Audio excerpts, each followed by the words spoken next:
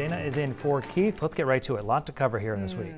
I know we don't have much precip to talk about, but what we are going to talk about is the heat. Now, today didn't really feel very much like summer out there, but the rest of the week is really going to, and that's something that I really want to focus on in this forecast. So here's our high temperatures out there today. We had a lot of cloud cover, and that means our temperatures only got into the upper 60s in some spots, a couple of 70s out there. You can see kind of where we got some more sunshine as opposed to cloud cover, but overall it's going to be a big change when we have the heat dome move in for almost the rest of the week.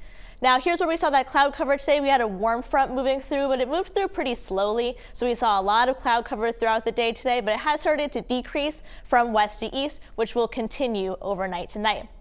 Now I'm going to talk about precip a little bit quickly here because overall we don't have that much to talk about this week. Now it's going to be very hot and very humid, and that usually puts us in a good position to see some thunderstorm activity. So I think Tuesday afternoon could see a couple of pop-up showers and thunderstorms, particularly areas of northern and western Maine. Overall, I don't think we'll see that much on Wednesday, besides a little bit of fog early in the morning and maybe a couple of pop-up showers and storms once again in western Maine. And then Thursday, kind of the same deal, hot and humid out there, and then we're going to see a couple of showers and thunderstorm, particularly in areas of northern Maine.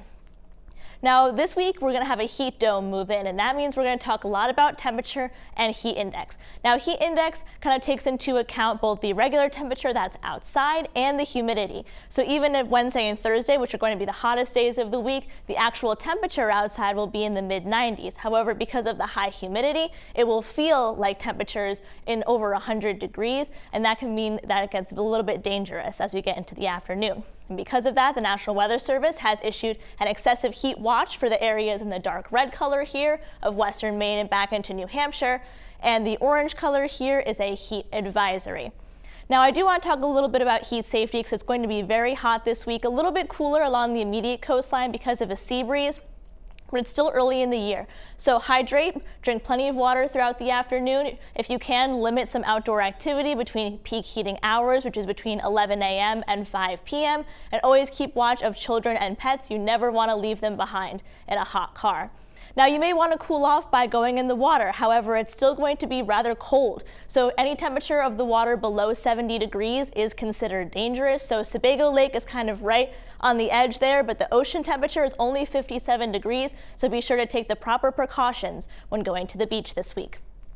Marine forecast sees 2 to 4 feet, water 57 degrees. So here's a look at our 7-day forecast. Going to be very hazy, hot, and humid Tuesday through Thursday. A couple of thunderstorms possible in the late afternoon.